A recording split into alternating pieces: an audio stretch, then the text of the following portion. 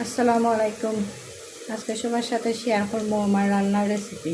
রসুন বাটা হালকা একটু ফ্রাই করে নেব। এখন দিলাম পরিমাণ মতো পেঁয়াজ বাটা।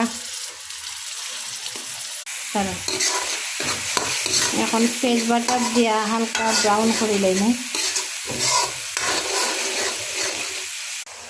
আমি আমার মতো করে রান্না করলাম ঘরোয়া পদ্ধতিতে।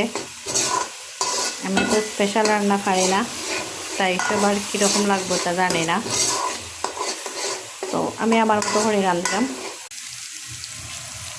পরিমাণ মতো দিলাম এখন লবণ, ফার্স্টে চাললাম মরিচের গুঁড়া, লঙ্কার গুঁড়া মানে লঙ্কার গুঁড়া। এখন দিলাম ধনিয়া গুঁড়া, এখন দিলাম হলুদ গুঁড়া পরিমাণ মতন, জিরার গুঁড়া মতো তার কারণে পানি মশলা কষানোর লাগে, মশলাটা কষাওয়ার লাগে হালকা পানি ব্যবহার করলাম। হাই হিটে থাকার কারণে আগুন একটু মরে ধরে গেছে মানে। দিলাম আদা বাটা পরিমাণ মতন।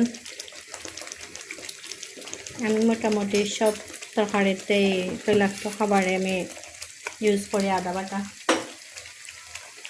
একটু টমেটো দেওয়া বালা করে মশলা কষাইমু 10 মিনিটের মতন।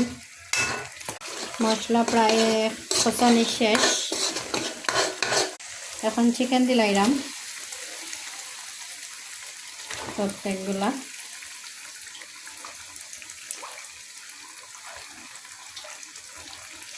এখন চিকেন কষাইমু। কষানোর পর তরকারির ফাইনাল লুক প্রায় আধা ঘন্টা পর সবার সাথে শেয়ার করলাম, দেখাইমু। হইল আমার তরকারির ফাইনাল লুক। সবাই কইবা কীরকম হয়েছে না হয়েছে, আর আমাকে একটু সাপোর্ট করবা সবাই প্লিজ। আসসালামু আলাইকুম।